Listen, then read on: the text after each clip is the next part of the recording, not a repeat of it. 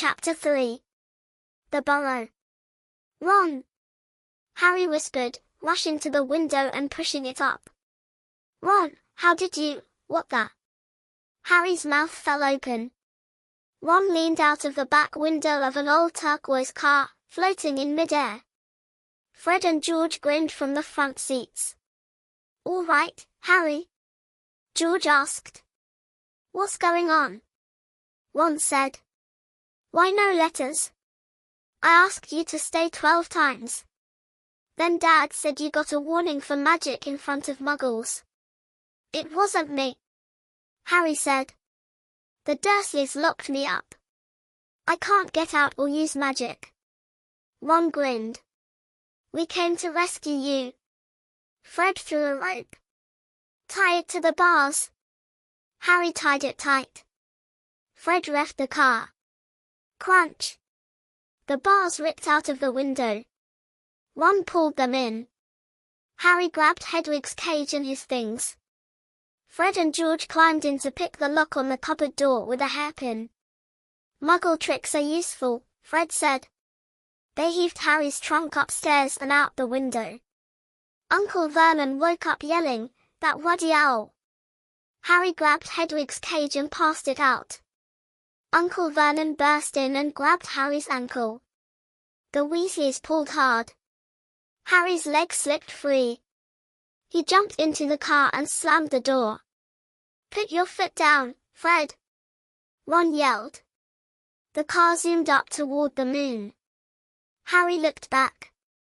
The Dursleys hung out the window, shocked and angry. See you next summer, Harry shouted. The Weasleys laughed. Harry grinned ear to ear. He was free. They let Hedwig out. She flew happily beside the car like a white ghost. Harry told them about Dobby, the warning, and the pudding crash. Very fishy, Fred said. Definitely dodgy, George agreed. House elves have strong magic, but they need permission to use it. Someone sent Dobby to stop you coming back. Harry said, maybe Draco Malfoy. He hates me. George nodded. Lucius Malfoy's son? Dad says Lucius was a big you-know-who supporter. Harry thought Malfoy would do something sneaky like that.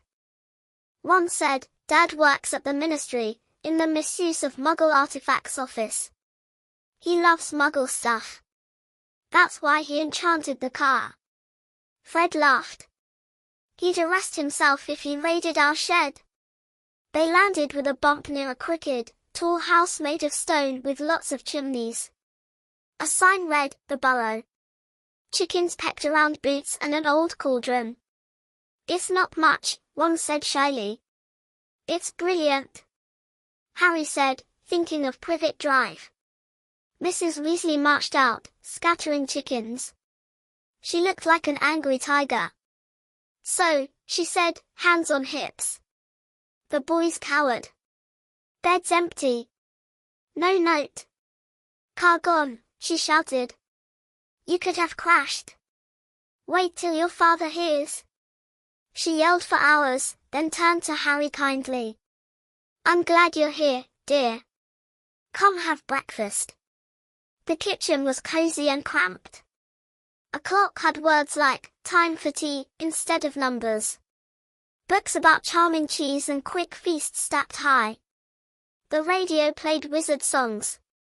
Mrs. Weasley cooked sausages and eggs, muttering at her sons. A little red-haired girl peeked in, squealed, and ran away. That's Ginny, my sister, Ron whispered. She talks about you all summer. Mrs. Weasley said the boys had to de-gnome the garden. Harry helped. Gnomes looked like grumpy potatoes. You swung them dizzy and threw them far so they couldn't come back.